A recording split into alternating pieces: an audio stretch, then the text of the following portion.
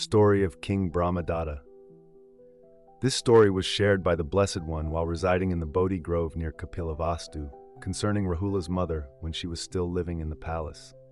While seated in the palace of his father, during the meal, the Blessed One recounted the previous life of Mahadamapala. After the meal, he spoke, "I wish to praise the noble virtues of Rahula's mother in her private quarters by telling the story of the past life of Canda Kinnara." He handed his alms bowl to his father and, along with two of his chief disciples, walked to the quarters of Rahula's mother. At that time, there were 40,000 maidens skilled in singing and dancing who often accompanied her, including 1,090 of royal lineage. When she heard the news that the Blessed One had come to visit, she ordered all the maidens to don golden robes, and they obeyed. The Blessed One entered and sat down in the seat prepared for him. All the women in attendance began to wail and weep. After allowing her tears to flow, Rahula's mother composed herself, stood up, paid homage to the Blessed One, and sat down with great reverence, as if in the presence of a king. Then, the Blessed One's father began to recount her virtues. "Venerable Lord, listen here. When she learned that you had donned the golden robe, she too donned a golden robe. The moment you abandoned all adornments, she did the same and refused to wear any jewelry, lying and sitting only on the bare ground. From the moment you renounced the world, she became a widow and refused all gifts from other princes. Her heart remained steadfastly loyal to you." Having thus recounted her virtues, the Blessed One's father praised her in many ways. The Blessed One responded, "Father, it is not surprising that in this final life of the Tathagata, this princess has been faithful, loyal, and desirous only of being guided by the Tathagata alone. Indeed, even when she was born in non-human realms, she remained loyal to her husband." And so, at the request of his father, the Blessed One narrated a story of the past. The story of King Brahmadatta, when desire clouds the mind. In a time long ago, when King Brahmadatta ruled the mighty kingdom of Benares, a wondrous love story unfolded on the snowy peaks of the Himalayas. In this remote place, amidst deep valleys and towering mountains, lived a beautiful Kinnara couple, half-human, half-bird beings from legend. The male was named Canda, meaning moonlight, and the lovely female was called Canda, meaning gentle moonlight. Canda and Candà lived happily on the peak of the silver mountain Candapabada, a name meaning moonlit mountain. Their love was as pure and radiant as their names, shining brightly in the midst of the wild, untamed nature.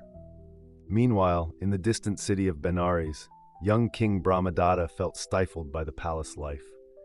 One day he decided to leave the affairs of the kingdom to trusted ministers. Dressed in royal robes and equipped with 5 precious weapons, the young king embarked on an adventure to the majestic Himalayas. After days of trekking through dense forests and climbing steep mountains, the king finally reached the snow-covered peaks. He reveled in the simple pleasures of the wilderness, sweet berries, fragrant mushrooms, and the game he managed to hunt. Surrounded by nature's beauty, the king felt his spirit refreshed and energized. One day, while enjoying a meal by a small waterfall, the king heard the enchanting sound of singing from above. Curious, he climbed the hill to find the source of this captivating melody. It was then that fate led the king to encounter the Kinnara couple, Canda and Candà. It was the warm season, and the Kinnaras had left their cave on the moonlit mountain to enjoy the outdoors. They bathed in the finest floral scents from the forest, fed on sweet nectar, and adorned themselves in clothes made from the softest petals. Together, Canda and Candà danced among the vines, their sweet voices blending like honey with the melody of nature. As the couple approached the clear stream, they scattered flowers over the water, creating a radiant carpet of petals flowing with the current. They played joyfully in the cool water, their laughter mingling with the bubbling brook. After bathing, they donned their floral attire and rested on a beach of pure white sand, sparkling like silver in the sunlight. Canda picked up a bamboo flute and began to play a soothing melody. The clear notes of the flute, combined with his sweet voice, created a magnificent love song. Beside him, Candà danced gracefully, her arms swaying like gentle vines, her voice enchanting. King Brahmadatta, drawn by the magical music, carefully approached, making sure not to make a sound. From a hidden spot, he watched, mesmerized by the heavenly scene before him. The divine beauty of Canda stirred his heart deeply. In a moment of blind desire, a wicked thought took root in his mind. I must have this beautiful Kinnara.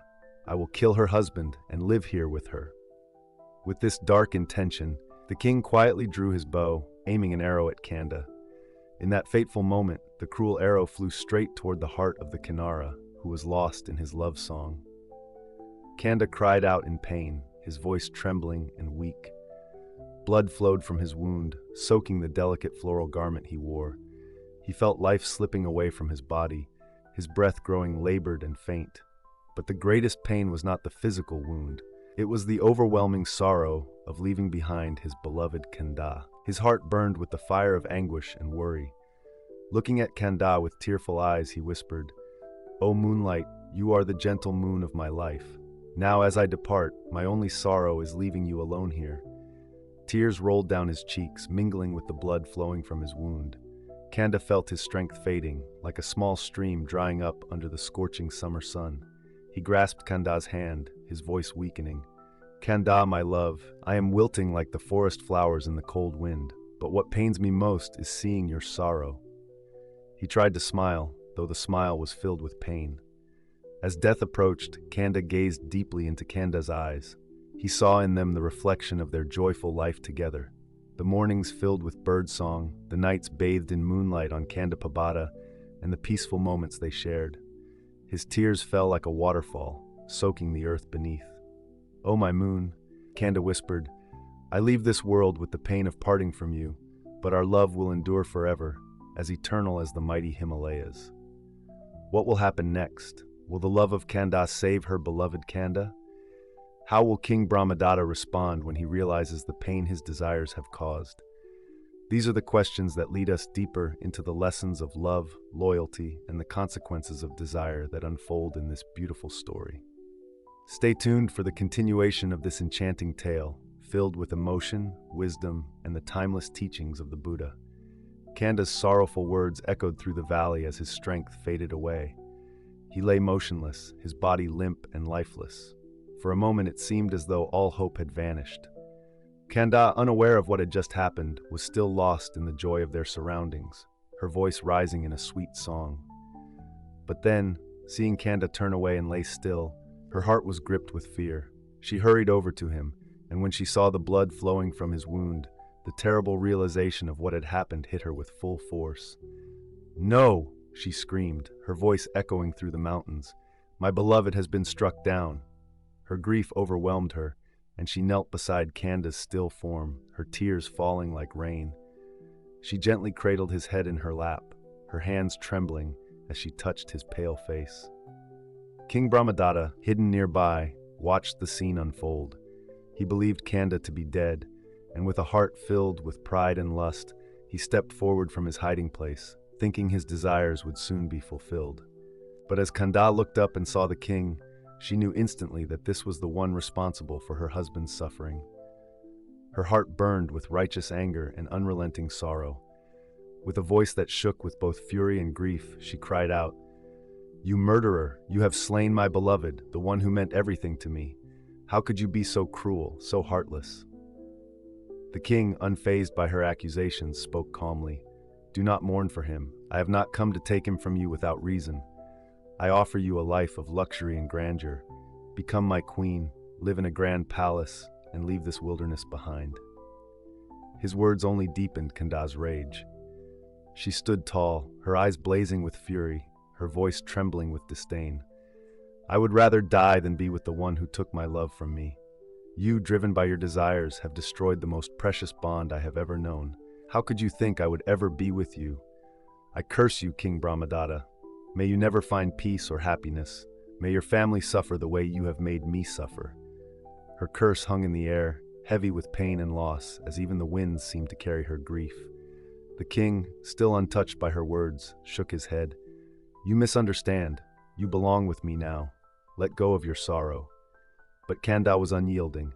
She turned her back on the king, holding Canda's lifeless body close to her heart, unwilling to give up on her love. As the king saw her unwavering loyalty and heard her bitter curse, a realization began to dawn on him. The depth of her devotion, the purity of her love for Canda, was beyond anything he had known. He had only acted out of selfishness and desire, and now he began to see the consequences of his actions. With a sigh of regret, he spoke softly. "I see now that my actions were wrong. I cannot force you to stay. Return to your life, return to the mountains." Without waiting for a response, the king turned and walked away, his figure disappearing into the distance. Canda didn't care. Her entire focus was on Canda. She held him close, singing a mournful song about the beauty of their life together, the memories they had shared, and the happiness that now seemed lost forever. But as she sang, a glimmer of hope returned to her. She pressed her hand to Canda's chest and felt the faint warmth that still remained. "He's alive," she whispered through her tears. "I will not let him go. I will not lose him." With renewed determination, she lifted her eyes to the heavens, calling out to the gods. "Is there no one who will help us? Have you forsaken us? If there is any compassion left in the heavens, save him, save my beloved." At that moment, in the divine realm, the throne of Sakka, the king of the gods, began to heat up. Feeling the intense sorrow and love emanating from Canda, Sakka looked down upon the mortal world and saw the cause of this great suffering. Disguising himself as a simple Brahmin, Sakka descended to the earth, carrying a small vial of divine nectar. Approaching Canda, he gently sprinkled the nectar on Canda's wound. In an instant, the poison lost its power, and Canda's life force began to return. His face brightened, and the pain disappeared from his body. Slowly, he opened his eyes, fully healed. Canda's heart soared with joy when she saw her beloved husband come back to life. She knelt at Sakka's feet, her voice filled with gratitude. "O noble Brahmin, how can I ever repay you? You have given me back my world, my love. Even though I am unworthy, you have blessed us with your divine mercy." Sakka, smiling gently, said in a deep and kind voice, "From now on, you two should remain on this mountain and never descend to the mortal world again. The dangers of human desires are too great for you." He repeated this warning twice, as if to emphasize its importance. Then, just as quietly as he had appeared, Sakka vanished into the mist, returning to his celestial realm. Canda, her eyes still glistening with tears of joy, turned to Canda. "My love, let us leave this place of sorrow. Let us return to our home, to the moonlit mountain where we belong. The world of humans is not for us."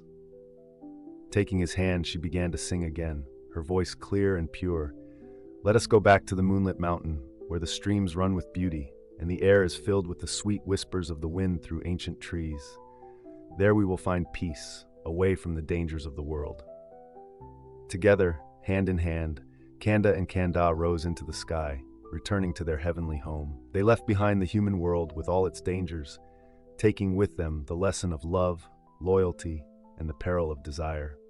From that day onward, their voices could be heard echoing through the mountains, a reminder to all beings of the power of true love and the wisdom of living a life free from harmful desires. When the Blessed One finished recounting this story, a deep silence filled the room. His gaze, full of compassion, swept across the faces of those gathered before him. Finally, his eyes rested on Princess Yasodhara, who had been his wife in a past life. With great tenderness, the Buddha spoke, "You see, not just in this life, but across countless past lives, this princess has always been faithful, always devoted to me. Her love and sacrifice have crossed the boundaries of time and space, becoming a source of strength on my path to enlightenment."